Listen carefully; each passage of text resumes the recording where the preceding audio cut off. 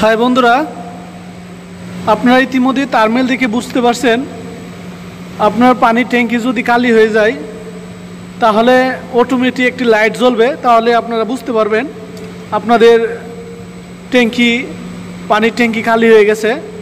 তো আপনারা এখানে একটি ফ্লট সুইচ এবং একটি এলইডি লাইট এবং একটি রিলে এবং রিলের বেস দেখতে পাচ্ছেন।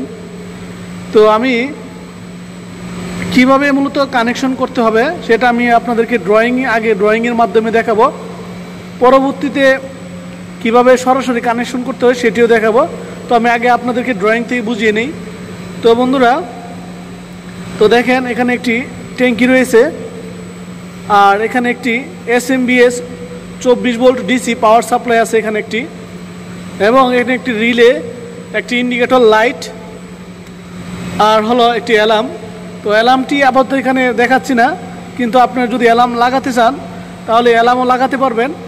তো আপনারা এখানে একটি আপাতত ইন্ডিকেটর লাইট দিয়ে আমি আপনাদেরকে দেখাবো।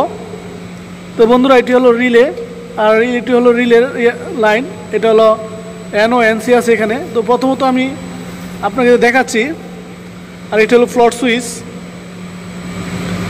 তো বন্ধুরা, তো SMBS যেটা 24 ভোল্ট পাওয়ার সাপ্লাই, এখানে আমি প্রথমত 220 ভোল্ট পাওয়ার দিব। তো দেখেন আপনারা, এখানে আমি প্রথমত 220 ভোল্ট পাওয়ার সাপ্লাই দিছি, তারপর এবং এখানে একটি নিউট্রাল সংযোগ করছি। সংযোগ করার পরে বন্ধুরা দেখেন এখানে ডিসি 24 ভোল্ট প্লাস, অর্থাৎ পজিটিভ যে লাইনটা সেটা ট্যাঙ্কির এক প্রান্ত অর্থাৎ ফ্লোর সুইচের এক প্রান্তে লাগছে, আর অপর প্রান্তে হয়ে দেখেন বন্ধুরা রিলেতে সংযোগ হয়েছে। অর্থাৎ ট্যাঙ্কির পানি যদি কমে যায় তাহলে সেটি NC হয়ে, অর্থাৎ এদিক দিয়ে NC হয়ে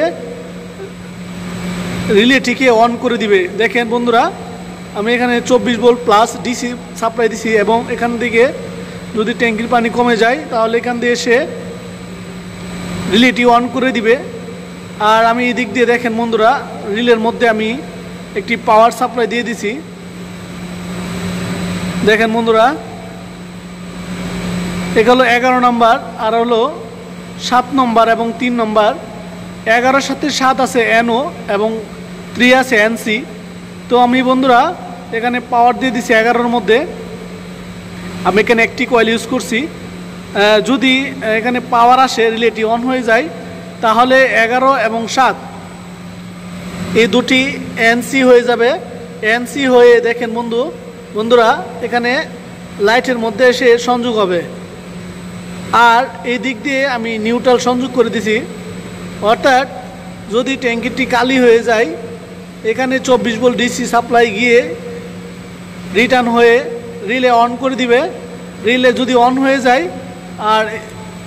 আর অন্য পাশ দিয়ে দেখেন এখানে আমি পাওয়ার সাপ্লাই দিয়ে দিছি, অর্থাৎ সেটা 11 এবং 7 এটা NO আছে, এটা NC হয়ে গিয়ে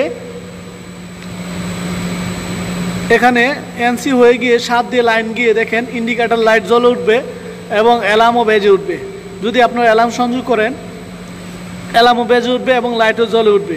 আর আপনারা অটোমেটিক আগে থেকে একটি নিউট্রাল সংযোগ দিয়ে রাখবেন, তাহলে আপনারা ট্যাঙ্কি যদি খালি হয়ে যায় তাহলে একটি লাইট জ্বলে উঠবে।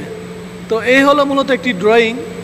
আর আপনারা এখান দেখেন আমি এখান থেকে আবার একটি পাওয়ার সাপ্লাই নিউট্রালের সংযোগ করে দিছি। এটা আপনারা ড্রয়িং থেকে নিজেরা বুঝতে পারবেন।